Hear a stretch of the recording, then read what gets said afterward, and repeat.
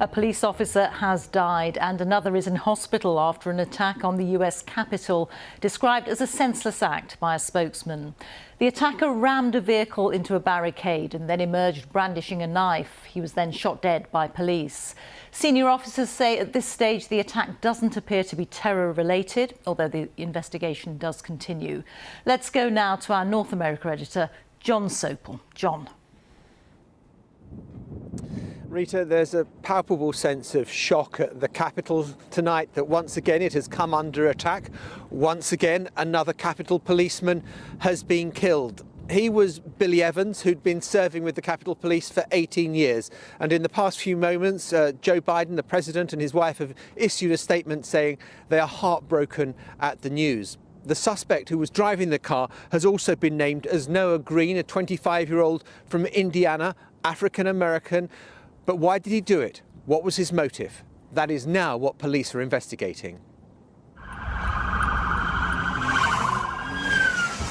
We've been here before. Lunchtime on a cold Easter day and another emergency at the Capitol.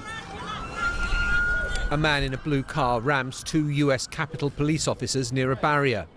As he gets out of his vehicle, knife in hand, he's shot and has now died. Immediately, Congress goes into lockdown. A helicopter's summoned and lands in front of the Capitol building. And the National Guard, which has been on duty since the Capitol riots of January the 6th, is mobilised. Another terrifying moment for those who work in the congressional offices.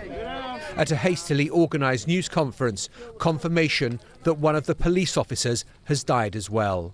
And it is with a very, very heavy heart that I announce one of our officers has succumbed to his injuries.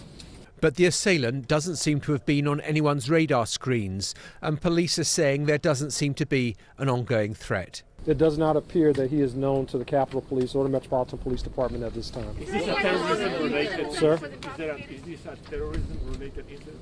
It does not appear to be terrorism related, but obviously we'll continue to investigate to see if there's some type of nexus along those lines. It was only a few days ago that some of the intense security around the Capitol following January's shocking assault was eased. Just a week ago, the driver wouldn't have been able to get as close to the building as he did. What's happened today may be totally unrelated to the events of January the 6th, but there's a terrible sense of déjà vu, a further heightening of the feeling of vulnerability.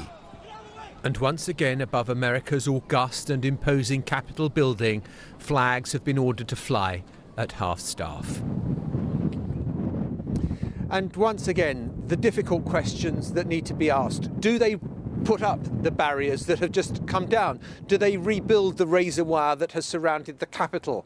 How do you function as an open democracy when there are so many people who seem to want to do it damage? Questions that not only America has faced, but other liberal democracies around the world. Jon, many thanks. Jon Sopel there reporting from Washington.